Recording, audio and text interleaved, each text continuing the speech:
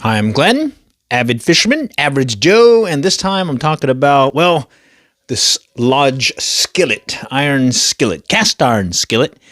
I used it just a few moments ago to catch some of the fish that I caught the other day. I did a little catch some trout, now we'll cook it. This recipe was really good. It's basically some seasoned salt, some garlic powder and some parsley, as well as a little Tabasco peppers that I dried and then cooked it so it's very crispy, so I don't have to worry about the bones.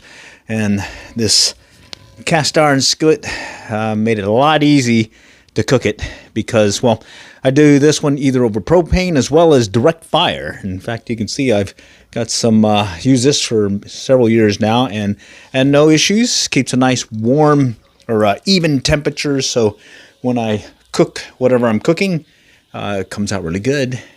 Keeping that oil, basically some pan-fried trout is what this one worked, but I've used it for other things, steaks as well as some sauteed vegetables, but mostly for trout. All right, give this Lodge cast iron skillet a try. Right there, highly recommend it when it comes to catching and cooking your fishies.